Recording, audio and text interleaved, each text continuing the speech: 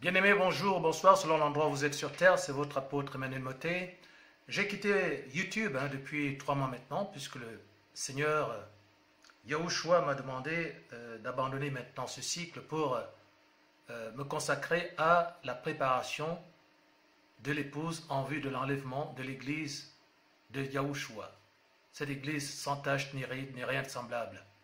J'enseigne désormais sur Skype, selon la volonté de Dieu, une église visioconférence, une église de maison, qui permet donc d'atteindre les enfants de Dieu, les véritables, parce que le Seigneur vient maintenant séparer les brebis des boucs.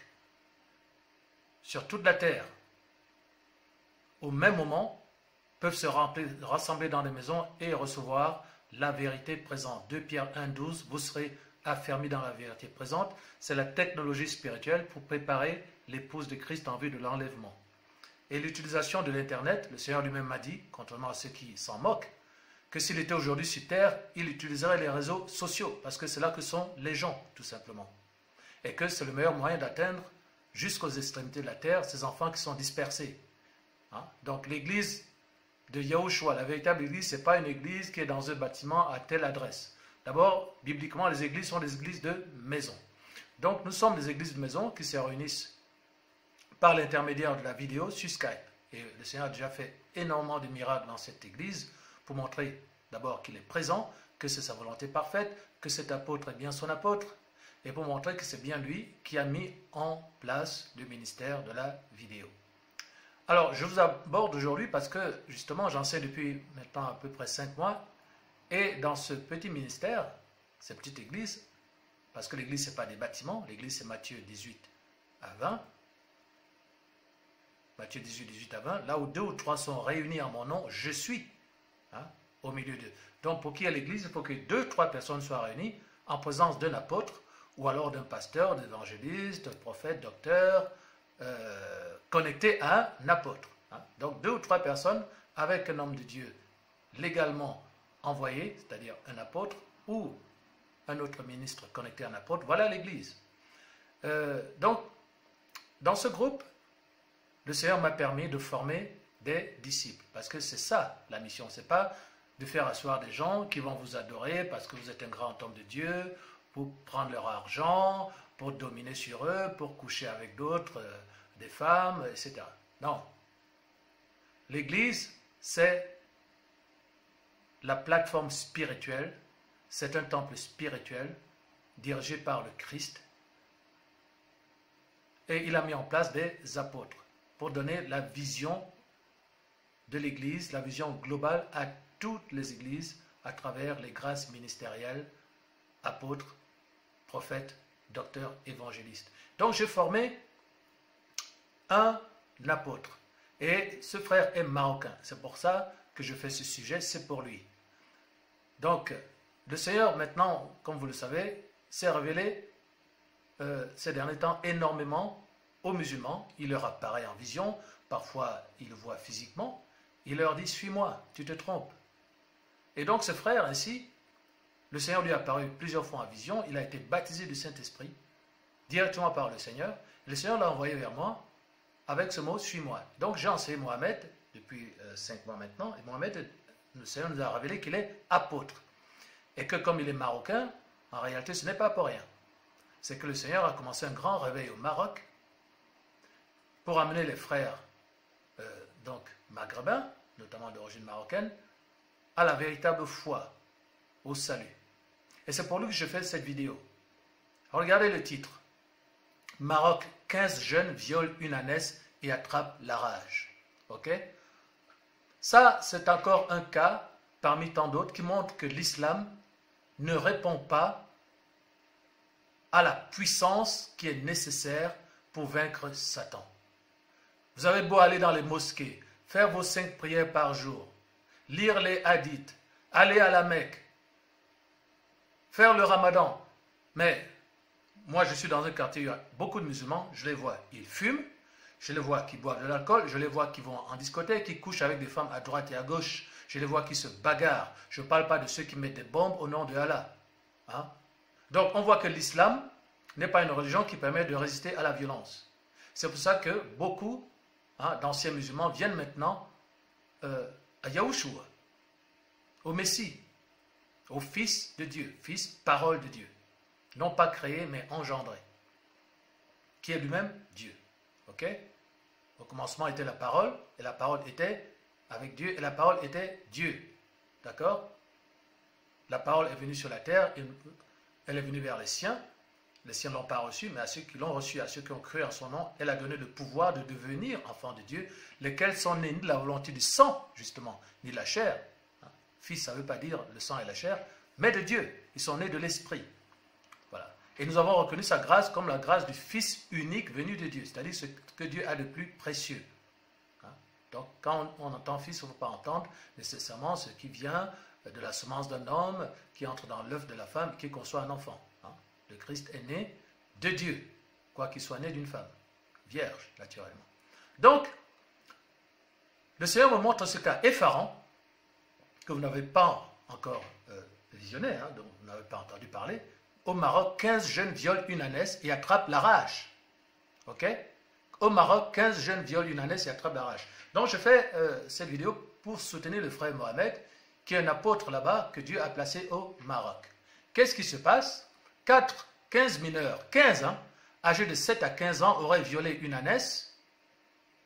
Ils ont violé une ânesse dans la région de Sidi Al-Kamel au Maroc au début du mois d'août. Depuis, ils ont été hospitalisés car, tenez-vous bien, ils ont contracté la rage. 15 jeunes de 7 à 15 ans, quoi. Dans un pays où on vous tue avec des crimes d'honneur parce que vous avez épousé un homme musulman, parce que vous avez épousé quelqu'un qui croit en Christ, on va vous tuer. Mais ici, dans ce même pays musulman, on voit que des jeunes mineurs, âgés de 7 à 15 ans, violent une ânesse. Que fait l'islam? À quoi sert l'islam si vos jeunes enfants se permettent de violer des animaux, de coucher avec des bêtes, ce qu'on appelle la zoophilie? Et en conséquence, comme Dieu n'est pas avec eux, ils attrapent la rage. Vos fils, quoi. Pendant que vous allez à la mosquée, pendant que vous faites des invocations à Allah, que Allah Wakabar, etc., vos fils de 7 à 15 ans violent des animaux. Et ils attrapent la rage. C'est-à-dire la possession satanique, quoi. C'est les effets de la possession satanique. Parce que la première fonction d'une religion de la foi, c'est de protéger les enfants et de les conduire dans la connaissance de Dieu, dans la protection spirituelle et de leur donner une protection morale. Quand vous avez dans un pays qui est musulman, qui dit que c'est Allah qui est Dieu, et qu'on voit des gamins de 7 à 15 ans, 15 d'entre eux, 15 mineurs de 7 à 15 ans qui violent des ânesses, et vous allez voir que c'est une pratique régulière. Lisons. Selon les informations de H24 Info, 15 mineurs marocains âgés de 7 à 15 ans ont violé une ânesse à Sidi Al-Kamel, au nord du Maroc. Mais après leurs actes zoophiles, les jeunes ont attrapé la rage. C'est pour dire vraiment comment Dieu n'est pas avec vous, quoi. Les obligeant à se faire soigner à l'hôpital le plus proche. Mais ça n'a pas fait plus de scandales que ça. La zoophilie est un fléau dans les campagnes marocaines, mais aussi dans les villes. Faut pas... Ceux qui sont dans les villes, c'est ceux qui vont dans les campagnes. Ceux qui vont dans les campagnes, ceux qui vivent dans les villes. Cette histoire peut en choquer plus d'un seulement. Selon Amal El-Bekri, secrétaire général adjoint du réseau associatif pour la protection animale, c'est-à-dire qu'il faut protéger maintenant les animaux, des êtres humains, des enfants, du Coran, parce qu'ils violent les animaux, quoi. Ce genre de pratique est fréquent. Je répète, ce genre de pratique est fréquente selon Amal El-Bekri, secrétaire général adjoint du réseau associatif pour la protection animale. Ce genre de pratique est fréquente dans ce pays musulman. On crie au scandale. Pourtant, tout le monde sait que dans le milieu rural, les premières expériences sexuelles se font souvent sur des animaux. What? Dans un pays où le Coran est partout, on nous dit que les premières expériences sexuelles se font souvent sur des animaux.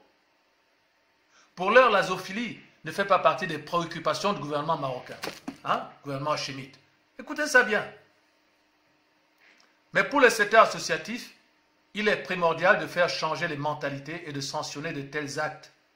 En attendant, cette année s'est faite justice elle-même, oui, parce qu'elle vous a donné la rage. 15 personnes, interviewées par Choufli. L'un des auteurs du viol a expliqué son acte par l'ennui. Écoutez bien le motif. Si on avait un endroit où on pouvait s'amuser, on n'aurait pas fait ce qu'on a fait avec l'ânesse. Mais c'est juste quasiment une tradition dans ce pays. Si on avait un endroit où on pouvait s'amuser, mais que fait le Coran? Où est la protection divine contre Satan? Parce que quand on s'amuse, maintenant, on viole des animaux. C'est ça que vous avez trouvé comme amusement dans ce pays musulman? Donnez-vous à Christ. Il y a un apôtre au Maroc. Suivez la parole de Dieu. Christ est le seul qui a vaincu Satan. Vous dites qu'il n'a pas été crucifié, mais s'il n'avait pas été crucifié, il n'aurait pas pu vaincre la mort. Il a été crucifié non pas pour jouer un spectacle, il a été crucifié pour prendre la mort, hein, qui entrave vos enfants, qui emprisonne vos enfants, qui emprisonne vos pays. Il a porté sur lui cette mort sur la croix pour pouvoir ressusciter et vaincre la mort. Ne le comprenez-vous pas? Et c'est sa victoire sur la mort qu'il vous donnera si vous croyez en lui. Et vous ne serez plus esclaves de Satan. Hébreux 2, 14. Puisque les enfants participent à la chair et au sang, il a également participé lui-même. Afin que par sa mort, il détruisit celui qui a la puissance de la mort, c'est-à-dire le diable. Et qu'il délivra ainsi tous ceux qui, par crainte de la mort, étaient toute leur vie dans la servitude. Okay? L'esclavage du péché, la peur de la mort. Ok? Je vois ici un commentaire de Red Sword, Sian Scooter qui dit bien fait, un autre qui dit ânesse, c'est bien vengé et Dieu aussi les a aussi punis, que ça serve de leçon à tous ceux qui essaieront à s'attaquer aux pauvres bêtes, ils méritent la chaise électrique. Hein? C'est pas moi qui le dis ça. Et je vois un autre qui s'appelle Green Toast qui dit non mais, bande de pauvres malades, c'est quoi ces débiles mentales? Je ne suis pas responsable du français. Hein. Pauvre ânesse, c'est ignoble de voir ça, qu'il crève ses ordures, pourriture. Écoutons la parole de Dieu, ok? Parce que les musulmans se disent fils d'Abraham. Ben justement, quelles sont les lois qui ont été données à Abraham? Quelles sont les lois qui ont été données à Abraham? On va regarder ça ici. Parce qu'ils disent que, en fait, le véritable fils d'Abraham, c'est Ismaël, que ce n'est pas Isaac. Mais, justement, quelles sont les lois qui ont été données? Regardons Exode 22, 19, hein, à votre père Abraham, justement. Quiconque couche avec une bête sera puni de mort. Ok? Exode 22, 19. Hein? Voilà. Parce que vous tuez les gens qui osent épouser vos sœurs au motif qu'ils ne sont pas musulmans, parce que ce n'est pas la famille, parce qu'ils n'ont pas été approuvés. Donc vous faites des crimes d'honneur, soit vous tuez les filles, soit vous tuez les hommes, quoi. Mais vous oubliez la loi qui dit que quiconque couche avec une bête sera puni de mort. Hein? Et c'est une pratique rituelle dans votre pays, c'est une tradition même. Hein? Ces enfants, personne ne les a mis en prison, personne ne les a mis à l'amende, d'accord? Ils sont juste traités tranquillement dans un hôpital, ils répondent aux journalistes, et on vous dit le gouvernement marocain, dans ce pays musulman, s'en fiche. Mais puisque vous dites que vous avez pour père Abraham, alors je vous donne la loi qui a été donnée à Abraham. Puisque vous êtes sous la loi, vous n'êtes pas sous la grâce. Hein? Donc assumez aussi votre foi. Vous ne croyez pas en Christ, donc vous ne croyez pas à la grâce. Vous ne croyez pas qu'on puisse être sauvé par la foi en Christ et par les œuvres qui poursuivent cette foi en Christ. Vous dites que non, ça ce sont des bêtises, c'est par vos œuvres que vous serez sauvés. Mais voilà. Donc, je vous donne la loi. Exode 22, 19, quiconque couche avec une bête sera puni de mort. Ok? Lévitique 18, 23. C'est les lois données à votre père Abraham, puisque vous dites que vous avez Abraham pour père. Lévitique 18, 23. Tu ne coucheras point avec une bête pour te souiller avec elle. La femme ne s'approchera point d'une bête pour se prostituer à elle. C'est une confusion. Ok? Lévitique 20, 15. Si un homme couche avec une bête, il sera puni de mort et vous tuerez la bête. Il n'y a rien de tel au Maroc. Pourtant, vous dites que vous avez Abraham pour père et que vous êtes sous la loi. Deutéronome 27, 21. Maudit soit celui qui couche avec une bête quelconque. Et tout le peuple dira Amen. Ok? Et puisqu'on est là en matière de sexe, hein, eh bien, continuons sous la loi. Lévitique 20, 10. Si un homme commet un adultère avec une femme mariée, s'il commet un adultère avec la femme de son prochain, l'homme et la femme adultère seront punis de mort. Lévitique 20, 11. Mais vous punissez la femme et vous laissez l'homme aller. D'accord? C'est ça dans les pays musulmans. Mais vous désobéissez à la loi de votre père Abraham. Lévitique 20:10 dit, si un homme commet un adultère avec une femme mariée, s'il commet un adultère avec la femme de son prochain, l'homme et la femme adultère, l'homme et la femme seront punis de mort. Mais vous sacrifiez uniquement la femme, hein, comme en Arabie Saoudite. Vous les décapitez. Mais l'homme, lui, il peut partir tranquille et recommencer. Lévitique 20:11, si un homme couche avec la femme de son père et découvre ainsi la nudité de son père, cet homme et cette femme seront punis de mort, leurs sangs retomberont sur eux. Vous voyez? Quand Dieu intervient dans le cas de la loi, il ne punit pas que la femme, mais vous punissez que les femmes en islam. Il faut abandonner cette religion barbare. Il faut abandonner cette religion barbare et vous rendre à Christ. Vous rendre à la Bible, à la foi en Christ, à Yahushua, le Fils de Dieu, par le Saint-Esprit. Vous devez devenir une nouvelle création parce que vous êtes sous le péché et c'est la mort qui vous tient.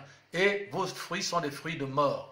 Lévitique 20:12, si un homme couche avec sa belle-fille, ils seront tous deux punis de mort. Tous les deux, pas uniquement la femme. Ils ont fait une confusion, leur sang retombera sur eux. Si un homme couche avec un homme comme on couche avec une femme, ils ont fait tous deux une chose abominable, ils seront punis de mort, leur sang retombera sur eux. Ok?